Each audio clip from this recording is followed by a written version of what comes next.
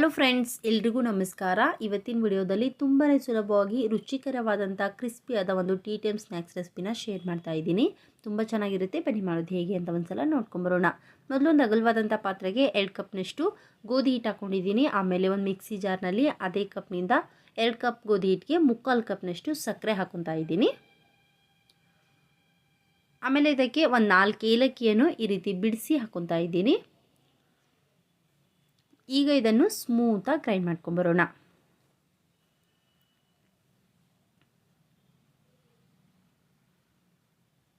ನೋಡಿ, ಸಕ್ಕರೆ ಪುಡಿ ಈ ರೀತಿ ಸ್ಮೂತಾಗಿರಬೇಕು. ಈಗ ಇದನ್ನು ಕೂಡ ಗೋಧಿ ಹಿಟ್ಟಿನ ಜೊತೆಗೆ ಸೇರಿಸ್ಕೊಳ್ಳೋಣ. 2 ಕಪ್ನಷ್ಟು ಗೋಧಿ ಹಿಟ್ಟಿಗೆ ಅದೇ ಕಪ್ನಿಂದ 3/4 ಕಪ್ನಷ್ಟು ಸಕ್ಕರೆನ ಗ್ರೈಂಡ್ ಮಾಡಿ ಸೇರಿಸ್ಕೊಂಡಿದ್ದೀನಿ. ನಿಮಗೆ ರುಚಿ ಸ್ವಲ್ಪ ಜಾಸ್ತಿ ಬೇಕನ್ಸಿದ್ರೆ 2 ಕಪ್ ಗೋಧಿ ಹಿಟ್ಟಿಗೆ 1 ಕಪ್ನಷ್ಟು ಸಕ್ಕರೆನ ಕೂಡ ಪುಡಿ ಮಾಡಿ ಸೇರಿಸ್ಕೋಬೋದು. ಈಗ ಒಂದ್ಸಲ ಎಲ್ಲವನ್ನು ನೀಟಾಗಿ ಕಲಿಸ್ಕೋಬೇಕು. ನೀವು ಗೋಧಿ ಹಿಟ್ಟಿನ ಬದಲಿಗೆ ಮೈದಾ ಹಿಟ್ಟನ್ನು ಕೂಡ ಉಪಯೋಗಿಸ್ಕೋಬೋದು. ನಾನು ಮೈದಾ ಹಿಟ್ಟನ್ನು ಹಾಕಿಲ್ಲ, ಬರೀ ಗೋಧಿ ಹಿಟ್ಟಿನಿಂದ ಮಾಡಿ ತೋರಿಸ್ತಾ ಇದ್ದೀನಿ. ನೋಡಿ, ನೀಟಾಗಿ ಮಿಕ್ಸ್ ಮಾಡಿದ್ಮೇಲೆ ಈಗ ಇದಕ್ಕೆ ಸ್ವಲ್ಪ ಉಪ್ಪು ಹಾಕಿ ಕಲಿಸ್ಕೊಳ್ಳೋಣ. ಉಪ್ಪನ್ನು ಜಾಸ್ತಿ ಸೇರಿಸ್ಕೋಬೇಡಿ, ಸ್ವಲ್ಪ ಹಾಕಿ ನೀಟಾಗಿ ಕಲಿಸ್ಕೊಳ್ಳಿ. ಆಗ ಅದರ ಟೇಸ್ಟು ನಿಜವಾಗ್ಲೂ ತುಂಬ ಚೆನ್ನಾಗಿರುತ್ತೆ. ನೋಡಿ, ಈ ರೀತಿ ನೀಟಾಗಿ ಮಿಕ್ಸ್ ಮಾಡಿದ್ಮೇಲೆ ಮಧ್ಯದಲ್ಲಿ ಸ್ವಲ್ಪ ಗ್ಯಾಪ್ ಮಾಡಿ ಈಗ ಇದರಲ್ಲಿ ನಾನು ಅರ್ಧ ಕಪ್ನಷ್ಟು ಚೆನ್ನಾಗಿ ಬಿಸಿ ಮಾಡಿರುವಂಥ ತುಪ್ಪನ ಹಾಕ್ಕೊತಾ ಇದ್ದೀನಿ. ತುಪ್ಪನ ಸ್ವಲ್ಪ ಬಿಸಿ ಮಾಡಿನೇ ಹಾಕೋಬೇಕು. ಈಗ ಮತ್ತೊಮ್ಮೆ ನೀಟಾಗಿ ಕಲಿಸ್ಕೊಳ್ಳೋಣ. ತುಪ್ಪ ಹಾಕಿದಷ್ಟು ಈ ಸ್ನ್ಯಾಕ್ಸ್ ಟೇಸ್ಟು ತುಂಬ ಚೆನ್ನಾಗಿರುತ್ತೆ. ಹಾಗಾಗಿ ನೋಡಿಕೊಂಡು ತುಪ್ಪನ ಹಾಕೋಬೋದು. ಅರ್ಧ ಕಪ್ನಷ್ಟೇ ಹಾಕೋಬೇಕಂತೇನಿಲ್ಲ, ಇನ್ನು ಬೇಕನ್ಸಿದ್ರೆ ಇನ್ನೂ ಸ್ವಲ್ಪ ಕೂಡ ಬಿಸಿ ಮಾಡಿ ಸೇರಿಸ್ಕೋಬೋದು. ತುಪ್ಪ ಹಾಕಿ ಮಿಕ್ಸ್ ಮಾಡಿದ್ಮೇಲೆ ಹಿಟ್ಟು ಈ ರೀತಿ ಉಂಡೆ ಆಗಬೇಕು, ಅಷ್ಟು ನಾವು ತುಪ್ಪನ ಹಾಕಬೇಕು. ಈ ರೀತಿ ಉಂಡೆ ಆಗ್ತಾ ಇರಲಿಲ್ಲ ಅಂದರೆ ಇನ್ನೂ ಸ್ವಲ್ಪ ತುಪ್ಪನ ಬಿಸಿ ಮಾಡಿ ಸೇರಿಸಿ ಕಲಿಸ್ಕೊಳ್ಳಿ. ನೋಡಿ, ಈ ರೀತಿ ನೀಟಾಗಿ ಮಿಕ್ಸ್ ಮಾಡಿದ್ಮೇಲೆ ಈಗ ಇದರಲ್ಲಿ ನಾರ್ಮಲ್ ತಣ್ಣೀರನ್ನೇ ಸ್ವಲ್ಪ ಹಾಕಿ ಕಲಿಸ್ಕೊತಾ ಇದ್ದೀನಿ.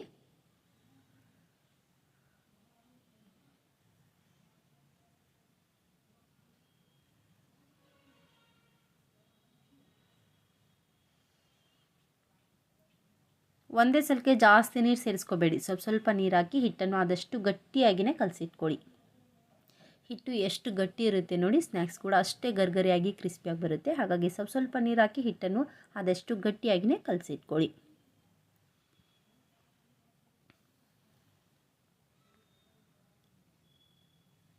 ನಿಜವಾಗ್ಲೂ ತುಂಬ ಚೆನ್ನಾಗಿರುತ್ತೆ. ಈ ವಿಡಿಯೋನ ನೋಡಿ ಕೂಡಲೇ ನೀವು ಕೂಡ ನಿಮ್ಮ ಮನೆಯಲ್ಲಿ ಒಂದ್ಸಲ ಟ್ರೈ ಮಾಡಿ ನೋಡಿರಿ. ನಿಜವಾಗ್ಲೂ ಟೇಸ್ಟು ನಿಮಗೂ ಕೂಡ ಇಷ್ಟ ಆಗುತ್ತೆ ಅನ್ಕೋತೀನಿ.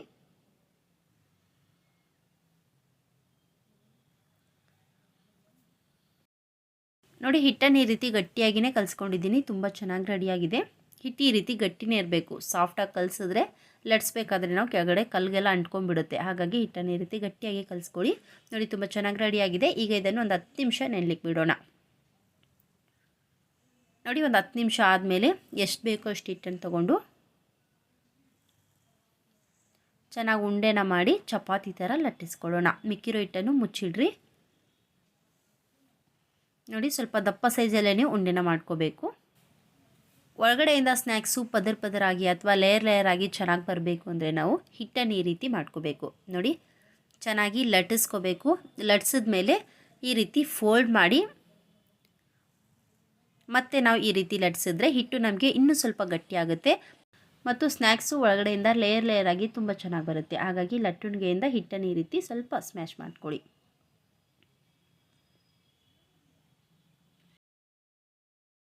ನೋಡಿ, ಈ ರೀತಿ ನೀಟಾಗಿ ಸ್ಮ್ಯಾಶ್ ಮಾಡಿದ್ಮೇಲೆ ಈಗ ಇದನ್ನು ಮತ್ತೆ ಈ ರೀತಿ ಉಂಡೆ ಮಾಡ್ಕೋಬೇಕು. ಈ ರೀತಿ ಉಂಡೆ ಮಾಡಿದ್ಮೇಲೆ ಈಗ ಇದನ್ನು ಚಪಾತಿ ಥರ ಲಟ್ಟಿಸ್ಕೊಳ್ಳೋಣ.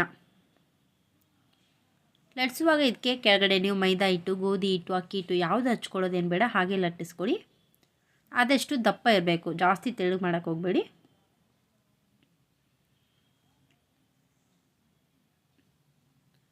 ರೌಂಡೇ ಮಾಡ್ಕೋಬೇಕಂತೇನಿಲ್ಲ, ನೀವು ಯಾವ ಶೇಪಲ್ಲಾದರೂ ಮಾಡ್ಕೋಬೋದು. ನೋಡಿ, ಈ ರೀತಿ ಸ್ವಲ್ಪ ದಪ್ಪದಾಗಿ ಲಟ್ಟಿಸಿದ ಮೇಲೆ ಈಗ ಇದನ್ನು ಸ್ಕ್ವೇರ್ ಶೇಪಲ್ಲಿ ಕಟ್ ಮಾಡ್ಕೊಳ್ಳೋಣ. ನೋಡಿ, ಎಡ್ಜಸ್ಸನ್ನು ಈ ರೀತಿ ಮೊದಲು ಕಟ್ ಮಾಡ್ಕೊತಾ ಇದ್ದೀನಿ.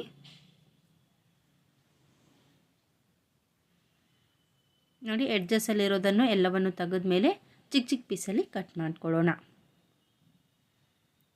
ನಿಮ್ಗೆ ಯಾವ ಸೈಜಲ್ಲಿ ಬೇಕೋ ಆ ಸೈಜಲ್ಲಿ ಕಟ್ ಮಾಡ್ಕೋಬೋದು.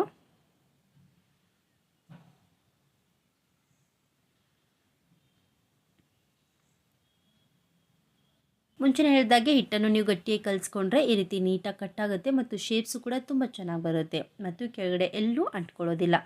ನೋಡಿ, ಈ ರೀತಿ ಒಂದೊಂದಾಗಿ ಬಿಡಿಸಿ ಒಂದು ತಟ್ಟೆಯಲ್ಲಿ ಹಾಕ್ಕೊಳ್ಳಿ ಅಥವಾ ಈ ರೀತಿ ಯಾವುದಾದ್ರೂ ಒಂದು ಸ್ಪೂನ್ ಮೇಲೆ ಹಾಕಿಟ್ಕೊಳ್ಳಿ. ಈ ರೀತಿ ಹಾಕಿಟ್ಕೊಂಡ್ಬಿಟ್ರೆ ಎಣ್ಣೆ ಬಿಸಿ ಆದಮೇಲೆ ಆದಷ್ಟು ಬೇಗನೆ ಫ್ರೈ ಮಾಡ್ಕೋಬೋದು. ಈಗ ಫ್ರೈ ಮಾಡೋದು ಹೇಗೆ ಅಂತ ನೋಡ್ಕೊಳ್ಳೋಣ. ಈ ಕಡೆ ಮುಂಚೆನೇ ಎಣ್ಣೆ ಬಿಸಿ ಮಲ್ಕಿಟ್ಟಿದ್ದೆ. ಎಣ್ಣೆ ಬಿಸಿಯಾಗಿದೆ ಇಲ್ವ ಅಂತ ಚೆಕ್ ಮಾಡಲಿಕ್ಕೆ ಈ ರೀತಿ ಸ್ವಲ್ಪ ಹಿಟ್ಟು ಹಾಕಿದಾಗ ತಕ್ಷಣವೇ ಮೇಲೆ ಬರಬೇಕು. ಈ ರೀತಿ ತಕ್ಷಣ ಮೇಲೆ ಬಂದರೆ ಎಣ್ಣೆ ಚೆನ್ನಾಗಿ ಬಿಸಿಯಾಗಿದೆ ಅಂತ ಅರ್ಥ. ಈ ರೀತಿ ಎಣ್ಣೆ ಚೆನ್ನಾಗಿ ಬಿಸಿ ಆದಮೇಲೆ ಗ್ಯಾಸನ್ನು ಲೋ ಫ್ಲೇಮಲ್ಲಿಟ್ಟು ಈ ರೀತಿ ಮಾಡಿಟ್ಕೊಂಡಿರೋದನ್ನು ಒಂದೊಂದಾಗಿ ಹಾಕ್ಕೊಳ್ರಿ, ಅಥವಾ ಈ ರೀತಿ ಒಟ್ಟೊಟ್ಟಿಗೆ ಕೂಡ ಹಾಕೋಬೋದು. ಒಟ್ಟೊಟ್ಟಿಗೆ ಹಾಕಿದ್ರೂ ಕೂಡ ಫ್ರೈ ಆದಮೇಲೆ ಒಂದಕ್ಕೊಂದು ನೀಟಾಗಿ ಸಪ್ರೇಟ್ ಆಗುತ್ತೆ. ನೋಡಿ, ಎಷ್ಟು ಬೇಕೋ ಅಷ್ಟು ಹಾಕಿದ್ಮೇಲೆ ಗ್ಯಾಸನ್ನು ಮೀಡಿಯಮ್ ಫ್ಲೇಮ್ನಲ್ಲಿಟ್ಟು ಫ್ರೈ ಮಾಡ್ಕೊಳ್ಳಿ. ಆಗ ಒಳಗಡೆಯಿಂದ ನೀಟಾಗಿ ಫ್ರೈ ಆಗುತ್ತೆ ಮತ್ತು ತುಂಬಾ ಗರ್ಗರಿಯಾಗಿ ಕ್ರಿಸ್ಪಿ ಆಗುತ್ತೆ. ನೋಡಿ, ಒಂದು ಕಡೆ ನೀಟಾಗಿ ಫ್ರೈ ಆದಮೇಲೆ ಈ ರೀತಿ ತಿರುಗಿಸಿ ಎರಡು ಕಡೆಗೂ ಫ್ರೈ ಮಾಡ್ಕೋಬೇಕು. ಒಂದು ಕಡೆ ನೀಟಾಗಿ ಫ್ರೈ ಆಗೋವರೆಗೂ ತಿರ್ಗ್ಸಕ್ಕೆ ಹೋಗಬೇಡಿ. ಒಂದು ಕಡೆ ಫ್ರೈ ಆದಮೇಲೆ ಈ ರೀತಿ ತಿರುಗಿಸ್ಕೊಳ್ಳಿ. ಇನ್ನೂ ಫ್ರೈ ಆಗಿರಲ್ಲ ಆವಾಗಲೇ ನೀವು ತಿರ್ಗ್ಸಕ್ಕೆ ಹೋದರೆ ಮುರಿಯೋ ಚಾನ್ಸಸ್ ಇರುತ್ತೆ. ಹಾಗಾಗಿ ಫ್ರೈ ಆಗೋವರೆಗೂ ಹಾಗೆ ಬಿಟ್ಟು ಫ್ರೈ ಆದಮೇಲೆ ಈ ರೀತಿ ಎರಡು ಕಡೆಗೂ ನೀಟಾಗಿ ತಿರುಗಿಸಿ ಸ್ವಲ್ಪ ಗರ್ಗರಿ ಆಗೋವರೆಗೂ, ಕ್ರಿಸ್ಪಿ ಆಗೋವರೆಗೂ ಮತ್ತು ಕಲರ್ ಚೇಂಜ್ ಆಗೋವರೆಗೂ ಫ್ರೈ ಮಾಡ್ಕೊಳ್ಳಿ. ನೆನಪಿರಲಿ ನಿಮಗೆ ಇನ್ನೊಂದು ಟ್ರಿಕ್ಸು, ನಾವು ಎಣ್ಣೆಯಲ್ಲಿ ಎಷ್ಟೊತ್ತು ಫ್ರೈ ಮಾಡಿದ್ರೂ ಕೂಡ ಗರ್ಗರಿಯಾಗಿ ಬರೋದಿಲ್ಲ. ಹೊರ್ಗಡೆ ತೆಗೆದು ತಣ್ಣಗಾಗ್ಲಿಕ್ಕೆ ಬಿಡ್ತೇವೆ ನೋಡಿರಿ, ಆವಾಗ ಮಾತ್ರ ಕ್ರಿಸ್ಪಿ ಆಗುತ್ತೆ. ಹಾಗಾಗಿ ತುಂಬ ಹೊತ್ತು ಫ್ರೈ ಆಗಿಲ್ಲ ಅಂತ ಎಣ್ಣೆಲೇ ಬಿಡೋಕ್ಕೆ ಹೋಗಬೇಡ್ರಿ. ಎಣ್ಣೆಯಲ್ಲಿ ಹಾಗೆ ಬಿಟ್ಬಿಟ್ರೆ ಸೀದೋಗಿಬಿಡುತ್ತೆ. ಹಾಗಾದರೆ ಟೇಸ್ಟು ಅಷ್ಟು ಚೆನ್ನಾಗಿರೋದಿಲ್ಲ. ಈ ರೀತಿ ಸ್ವಲ್ಪ ಕಲರ್ ಚೇಂಜ್ ಆದಮೇಲೆ, ಕ್ರಿಸ್ಪಿ ಆದಮೇಲೆ ಇಮಿಡಿಯೇಟಾಗಿ ತೆಗೆದು ತಣ್ಣಗಾಗ್ಲಿಕ್ಕೆ ಬಿಡ್ರಿ. ತಣ್ಣಗಾದ್ಮೇಲೆ ಈ ರೀತಿ ಚೆಕ್ ಮಾಡಿಕೊಡ್ರಿ. ಆಗ ಗರ್ಗರಿಯಾದ ಕ್ರಿಸ್ಪಿ ಆದಂಥ ಶಂಕರ್ ಪೋಳಿ ನಿಮಗೆ ಮನೆಯಲ್ಲೇ ಸವಿಯಲು ಸಿದ್ಧವಾಗಿರುತ್ತೆ. ಗೋಧಿ ಹಿಟ್ಟನ್ನು ಉಪಯೋಗಿಸಿ ತುಂಬಾ ಗರ್ಗರಿಯಾದ ಕ್ರಿಸ್ಪಿಯಾದ ಟೀ ಟೈಮ್ ಸ್ನ್ಯಾಕ್ಸ್ ಅಥವಾ ಶಂಕರ್ ಪೋಳಿಯನ್ನು ಇನ್ಸ್ಟೆಂಟಾಗಿ ಮನೆಯಲ್ಲೇ ಹೇಗೆ ಮಾಡೋದು ಅಂತ ನೋಡಿದ್ರಲ್ವಾ. ಈ ರೆಸಿಪಿ ನಿಮಗೂ ಕೂಡ ಇಷ್ಟ ಆಗಿದೆ ಅನ್ಕೋತೀನಿ. ಇಷ್ಟ ಅನಿಸಿದ್ರೆ ಪ್ಲೀಸ್ ಲೈಕ್ ಮಾಡಿ ಮತ್ತು ಶೇರ್ ಮಾಡಿ. Thank you.